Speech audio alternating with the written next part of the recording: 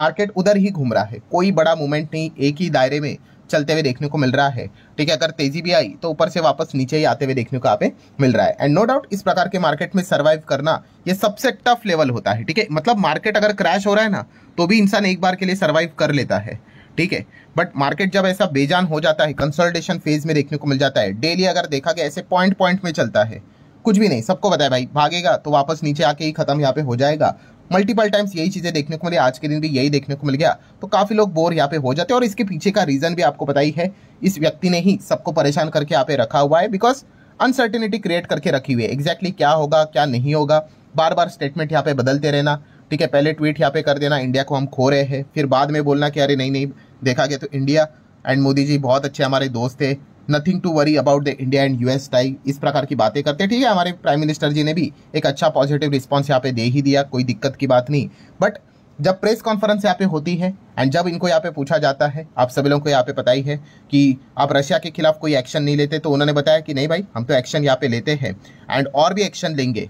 कैसे कि अभी तक तो हम लोगों ने सिर्फ इंडिया के ऊपर फर्स्ट सैंक्शंस लगाए हैं, अब तो आने वाले समय में फेज 2 एंड फेज 3 सैंक्शंस भी हम लोग को देखने को यहाँ पे मिलने वाले हैं। सो बेसिकली हम यहाँ पे कह सकते हैं दोस्तों कि और भी दिक्कत यहाँ पे बढ़ने वाली है, तो हर किसी को ये खबर ऑलरेडी पता है।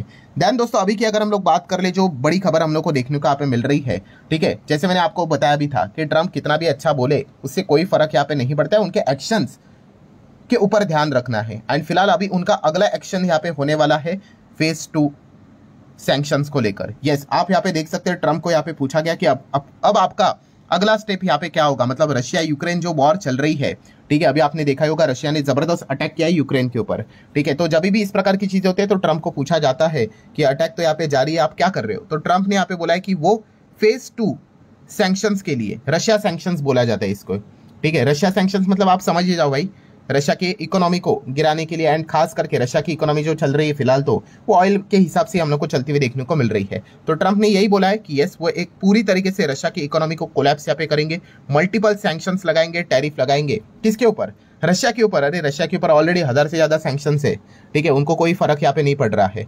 मतलब आप अंदाजा समझ सकते हो दोस्तों, यहाँ पे बिटवीन द लाइन चीजें समझ सकते हो। यस, मतलब ये फाइनली चीजें जाके किसके ऊपर इंपैक्ट पड़ने वाला है, हमारे इंडिया के ऊपर ही इंपैक्ट पड़ने वाला है। एंड दोस्तों ये जो व्यक्ति है, ठीक है, ये सबसे बड़ा घातक व्यक्ति हम लोग को देखने को यहाँ पे मिल रहा है, अमेरिका के ट्रेजरी सेक्रेटरी, आप सभी लोगों को पता ही है, या स्कॉट बेसेंट की अगर हम लोग बात करें तो इन्होंने जो सजेशन यहाँ पे दिया है एंड अगर वो सजेशन अगर यहाँ पे माना गया तो लिटरली हम यहाँ पे कह सकते हैं दोस्तों मार्केट बहुत बड़ा ट्रबल में आ सकता है, बहुत बड़ा मतलब बहुत बड़ा।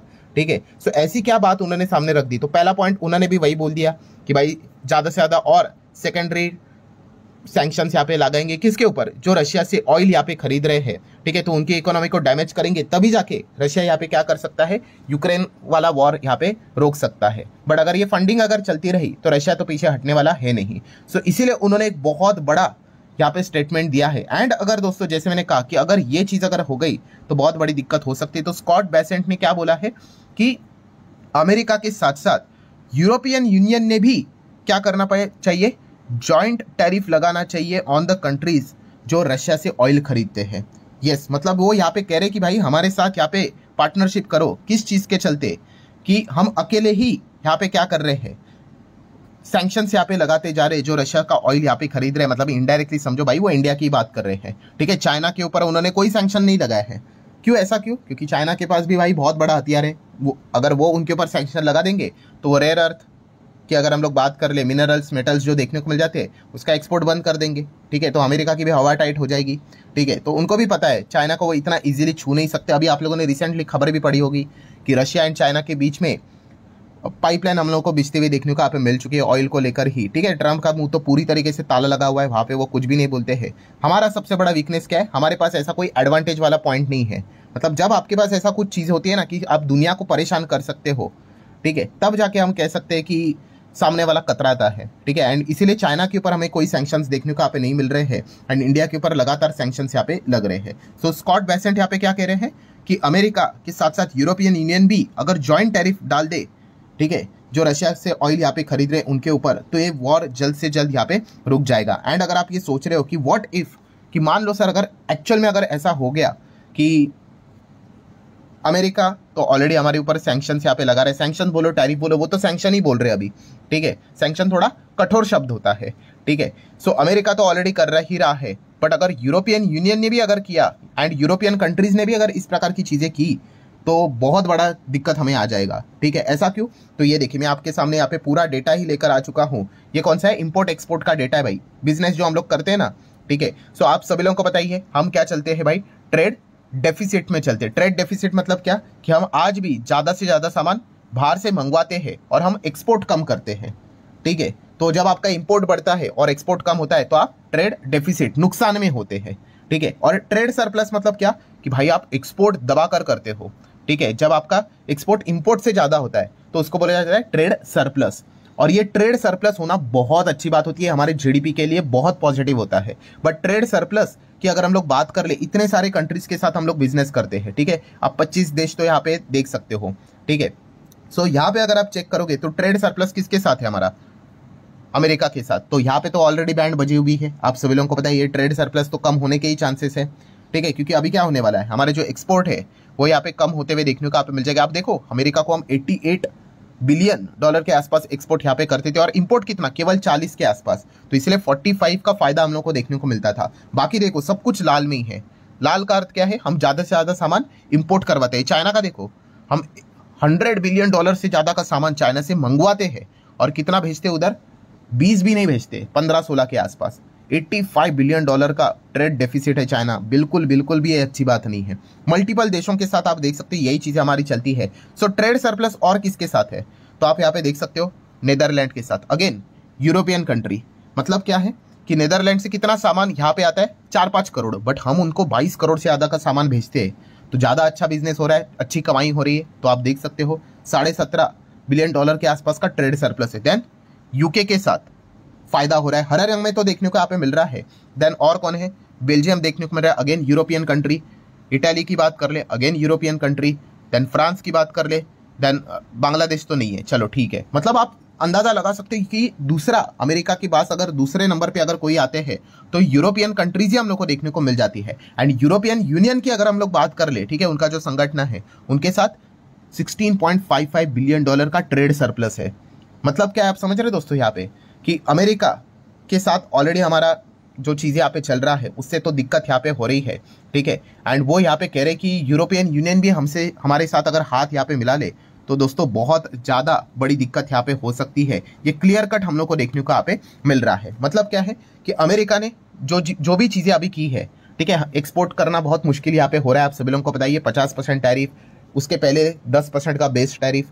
तो इससे क्या हो गया? तो हम सभी लोगों ने देख लिया हमारा जो जीडीपी है वो 0.8, 0.6, 0.5 मल्टीपल रिपोर्ट्स हम लोगों ने देखे, नीचे यहाँ पे आ सकता है, ठीक है। नेगेटिव इम्पैक्ट तो पड़ेगा। तो इसीलिए इस चीज को सुधारने के लिए क्या करना पड़ा? सरकार को जीएसटी कटौती करनी पड़ेगी नहीं, ठीक है। सरकार अलग अलग रीजंस दे सकते हैं, 1 साल से पहले हम लोग ये कर रहे थे, वो कर रहे थे, वो चीजें चलती रहती है। बट ये एक इंपॉर्टेंट फैक्ट जरूर है, ठीक है, कि अगर ये जीएसटी कट बीट अगर नहीं किया हमारा जीडीपी बहुत नीचे चला जाएगा। एंड अगर जीडीपी इतना ग्रोथ अगर नीचे चली गई तो इन्वेस्टमेंट भी जो विदेश से यहाँ पे आ रहा है वो भी यहाँ पे रुक जाएगा या फिर कम यहाँ पे हो जाएगा। ये दिक्कत की बात है। तो उसको कॉम्पनसेट करने के लिए क्या किया?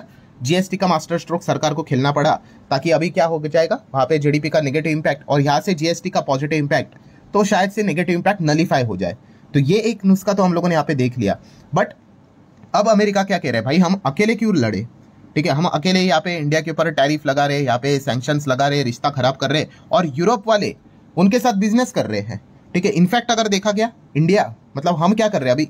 अमेरिका के साथ रिश्ते खराब हो रहे हैं ना, तो हमारा सेकंड ऑप्शन देखा गया ना तो यूरोपियन कंट्रीज ही ज्यादा देखने को मिल रहा है, यूरोपियन यूनियन ही देखने को मिल रहा है कि वहां पे जाके हम बड़ा बिजनेस करें, कि उनको ज्यादा माल यहाँ पे बेचे, ठीक है। तो अमेरिका बोल रहा है कि भाई आप भी तो नेटो में हमारे साथ यहाँ पे जुड़े हुए हो और आप यहाँ पे क्या कर रहे हो? उनके साथ बिजनेस कर रहे हो। तो एक काम कीजिए, हम भी यहाँ पे सैंक्शन लगा रहे हैं, आप भी सैंक्शन लगा दो, और दोनों साइड से अगर सैंक्शन यहाँ पे लग जाएंगे, ठीक है, टैरिफ अगर लग जाएंगे, ठीक है, तो क्या हो जाएगा कि ये वॉर यहाँ पे रुक सकते हैं, इंडिया के ऊपर प्रेशर आ जाएगा। तो ये प्लानिंग फिलहाल तो हम लोग को चलते हुए देखने को मिल रही है। एंड दोस्तों मैं बिल्कुल मजाक नहीं कर रहा हूँ, अगर ऐसा हुआ तो भाई बियर वालों के लिए तो मतलब एकदम ही गोल्डन पीरियड आ जाएगा। वो मार्केट को इतना नीचे खींच लेंगे उसकी कोई हद भी नहीं है, ठीक है।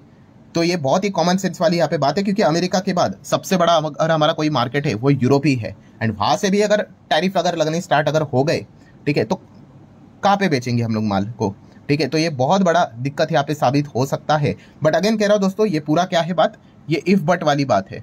एंड ये जो चीजें हैं, ये कौन सजेस्ट कर रहा है, यस ये व्यक्ति सजेस्ट कर रहा है जो कि यूएस के ट्रेजरी सेक्रेटरी हम लोग को देखने को यहाँ पे मिल रहे हैं। एंड अगर जैसे उन्होंने ये बात यहाँ पे बोली है, अगर वैसा हुआ तो काफी दिक्कत मार्केट में यहाँ पे आ सकती है। अभी वो होगा नहीं होगा, इफ बट क्या होगा वो किसी को नहीं पता है। बट यस, एक और चीज जो अभी आप लोगों ने पूरा वीडियो देखा है उसमें एक पॉइंट और कौन सा आपको देखने को मिल रहा है कि यस आने वाले समय में अभी हम लोगों को क्या देखने को मिलने वाला है, फेज 2 सैंक्शंस जरूर देखने को यहाँ पे मिलने वाले हैं। ठीक है, मतलब अमेरिका अपने साइड से अब सेकंड चीज यहाँ पे करने वाले हैं। ठीक है, यूरोपियन यूनियन ज्वाइन करेगा नहीं करेगा वो तो बात की बात है। अब वो सैंक्शंस मतलब एग्जैक्टली क्या रहेंगे ये भी एक अनसर्टेनिटी वाली बात है। कितना टैरिफ यहाँ पे मतलब रहेगा, कितना परसेंटेज रहेगा वो देखने वाली बात है। ठीक है, अभी जो फर्स्ट फेज हुआ था उसमें 25% एडिशनल टैरिफ यहाँ पे लगा था। तो इस चीज के चलते अगेन क्या हो रहा है, मार्केट अनसर्टेनिटी में यहाँ पे चल रहा है। ऐसे सिचुएशन में कौन बड़ा बाइंग करेगा, कोई भी नहीं। और यही दिक्कत हम लोग को देखने को यहाँ पे मिल रही है। सो ठीक है दोस्तों, A to Z सारा जो पॉइंट था वो क्लियर करके मैंने आप लोगों के सामने यहाँ पे रखा हुआ है। देख लेते हैं अब आगे क्या होता है। ये वीडियो हेल्पफुल लगा होगा, चाहो तो लाइक एंड शेयर यहाँ पे कर सकते हो। मिलते हैं अगले वीडियो में, तब तक के लिए बाय बाय।